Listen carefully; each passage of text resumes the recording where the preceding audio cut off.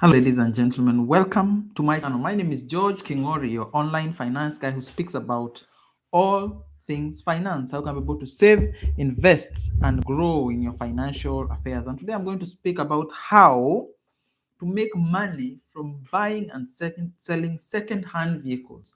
Basically, vehicles that are more than 10 years old. Older cars present a set of risks for you. However, they also present a set of opportunities on how you can be able to make money. This is because a lot of people are looking at buying newer cars, but also a lot of people are looking at downgrading or buying older cars. And the risks are somebody is offloading a car that has become a lemon, a car that has started becoming more expensive to maintain, and they feel they need to buy newer cars. On the positive end, it could be somebody who wants to upgrade simply because they want a bigger car to be able to match with their increasing income and need for status recognition. So, how do you go about it? The first thing is to identify the kind of cars you want to buy. Remember, the target market for second-hand cars is most likely going to be a first-time buyer who does not have a lot of cash or who can be able to get a loan that is not too much and can be able to secure their first car. So that is your first customer. So you're not going to be buying and selling luxury goods. You're not going to be buying and selling Land Rovers and Range Rovers and big XVs and such big cars. No, you're going to be selling four-door cars that are most likely going to be small commuter vehicles. So the person is probably going to be using it for a daily commute to work, to go into town, and once in a while for a longer drive. But this is going to be a fast car, which is going to be a two-wheel drive, and it's going to be a passenger car. So the second thing you need to understand is you're going to look for value brands. You're not going to look at the brand that catches the most amount of money in the market or has the biggest resale value, but you're going to look at brands that are not going to be expensive to buy. However, the brand is also relatively reliable for you. So a relatively reliable brand that is going to sell relatively well, so it's not going to lose too much value and is going to have a lot of market. For the Kenyan market, this means this. It's going to probably be a Honda, it's going to probably be a Mitsubishi. It's going to probably be a Japanese car, which is not a Toyota. And it is going to be an automatic transmission because that is where most beginner drivers buy. They buy transmissions that are automatic, and it's going to be probably in a plainer color because, again, at this front, when people are starting to buy cars, they're not too adventurous with color. So it's going to be either going to be a gray, it's going to be a black, it's going to be a white, it's going to be silver. That's all in terms of price range, color range. So automatic, small vehicle, not a Toyota, but a Japanese automatic car. Then the other thing, it's also most likely going to be a petrol car because diesel engines are a little bit pricier. So that price factors into that cost. And remember, we want to buy the cheaper end, but still be able to get to attract a specific kind of market. So that is with brands. And the third tip is you're going to have to check the condition of this vehicle because it's not a new vehicle, because it's not a relatively new vehicle in terms of years, probably 10 years plus. You will have to check for things like rust. You'd have to get a mechanic to be able to do an engine compression. Basically, an engine compression will allow you to be able to know whether all the parts of the engine are working, whether there is enough pressure generating into the engine to be able to turn the engine efficiently. This is because if you have any problem with the engine, it is going to cost you quite a bit of money. And remember, we want to turn around the item as fast as possible without spending too much money. So anything with engine damage, you don't want to touch. The other thing, you also want to look at the gearbox. Check the gearbox. Check that it does not have any metal filings. Check that it has relatively good fluid. Check that the fluid is not burnt. Check some of these things with your mechanic to be able to ensure that the transmission is working and the engine is working. You do not want a car that has an engine or transmission issue. This is because you buy from the person, but it's going to give you trouble, and you do not want to have trouble with the car and have to maintain and be unable to sell at profit. So the other things that you need to check are electrical issues. Electrical issues can be simple or complicated to address. If the car has multiple electrical issues, multiple lights are not working, the dashboard is not working, multiple issues with electronics, this is a car to avoid. This is because electronics point out to a problem that affects a lot of cars and can be really problematic. And that is the issue of maybe the car has been involved in a flooding. So a car that has been involved in a flooding is a car that you want to avoid. This is because it has accumulated moisture in places where rot is already starting, where rust has already started, where electricals and fuses and many things have been affected. And to start to troubleshoot all these things may take time that you do not want, because again, you want to turn over your stock. You want to buy and sell as fast as possible with your profit, because the longer you stay with an item, the more it is holding value for you, money that you could be putting elsewhere to generate a profit for you. The other thing is you need to check the history. Has the person had a reliable record of maintaining? How have they been servicing? A car with a good record is better than a car without. This is because a record would allow you to know whether something has been changed when it needed to be changed. Several things that need to be done over a period of time that will indicate whether you buy or you do not buy this car.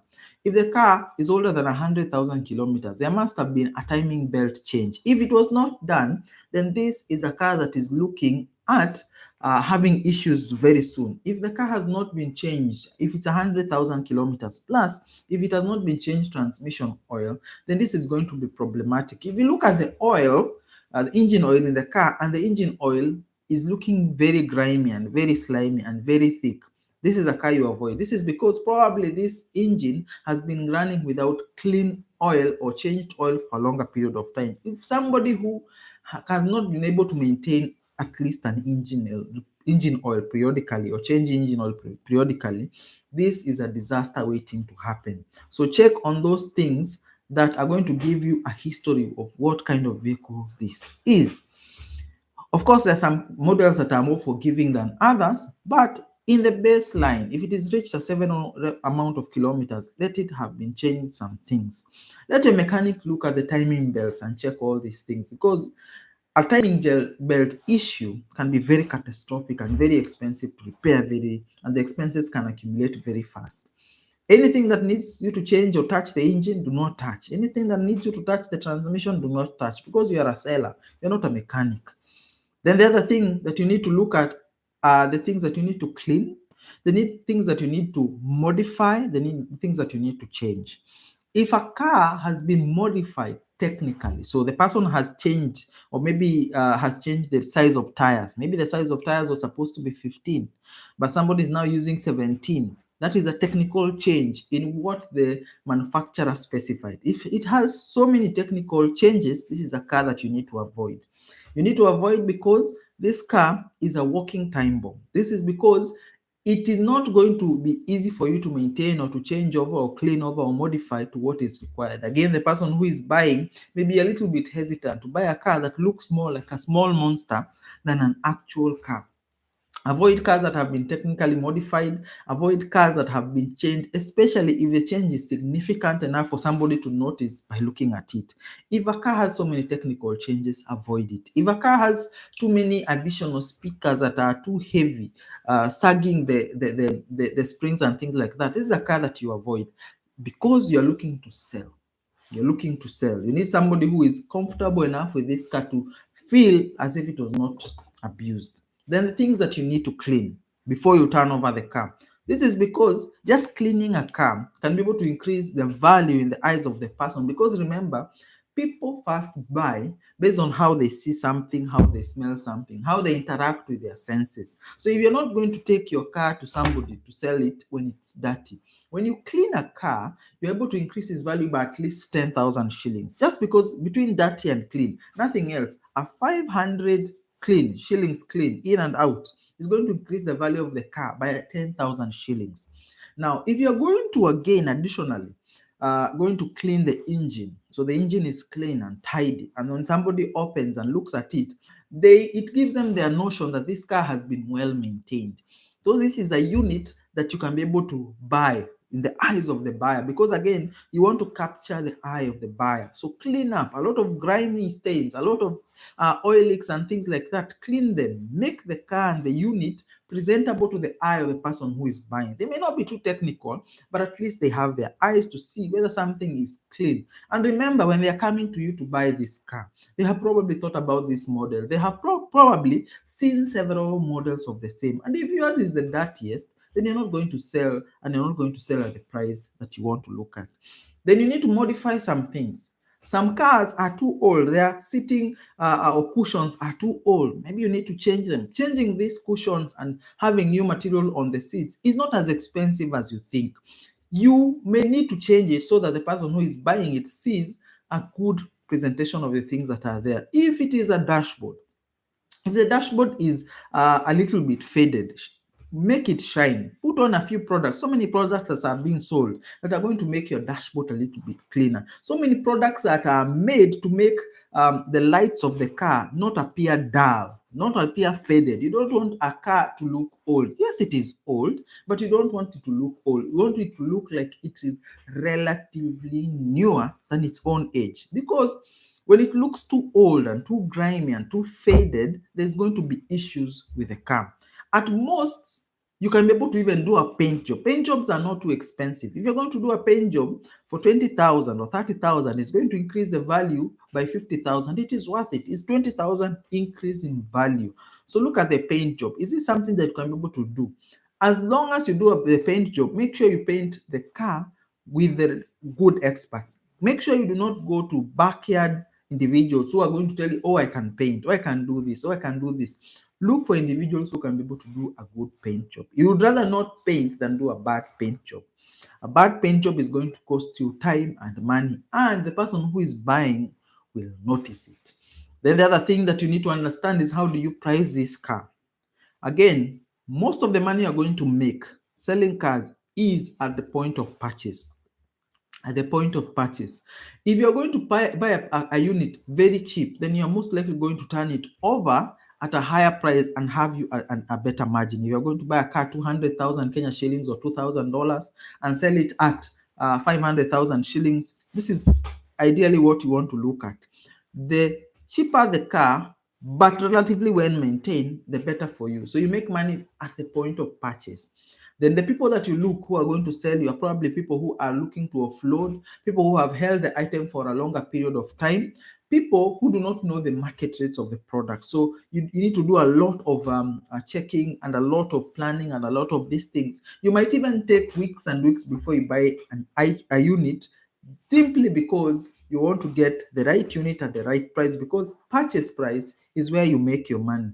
Then if you're going to sell, you need to factor all these costs: the cost of purchasing the item, the cost of cleaning, the cost of modifying, any fuel that you needed to be able to do driving tests by buyers and all these things. You need to factor all these costs. And another factor that most people do not factor in is your turnaround time. This is the cost of capital that you have for a period of time. If the interest rate is 12% per annum and you're going to hold on to this unit for a month, then you would rather add 1% of the value of that car, because this is capital that could have earned you interest elsewhere. So the cost of capital for that 1 month. If an item takes longer, then your cost of capital is higher. This is a factor. This is something that people do not consider. What is the cost of capital from the time of purchase to the time of selling, your turnaround time? So value it according to the interest rates of getting capital in the location that you are in. So if it is 12% and you're going to hold the item for 2 months before you offload it, then you charge 2%, which is 1% every month as your cost of capital. Then put your profit margin. I would tell you to put a profit margin of 40%. Between 30 to 40% is relatively good. Any amount higher than that, if you can be able to get, wonderful. But you should target a turnaround time of not more than 2 months. You should target a profit of 30 to 40%. And that is how you make money from buying and selling. You do not just buy and sell anything. Remember, let us do a recap of what we talked about. Consider the brand, a value brand. Consider the type of car, small passenger vehicles. Consider the transmission, most likely automatic if you're in Kenya, or in your specific area, the kind of transmissions people buy. Then you're going to consider how the service history is. Has it been well maintained? If it is 100,000, has the timing belts and all these things been changed? Then you're going to consider how much you need to put value on this car before you can sell it. If you're going to put too much money on it and cannot be able to recover it, then probably you need to sell it as is, just by doing some simple cleans and things like that, so that you do not incur too much cost as you look to offload this item. I hope that you are learning, you are growing, you're better in your financial affairs. Remember, subscribe to the channel, leave a like and a comment. Show me that you are learning, you are growing, and you're better financially. If you want any topics that we need to discuss, put them in the comment section. Suggest topics that we can be able to discuss, and let us learn together, let us grow, and let us be financially independent. Thank you and enjoy your day.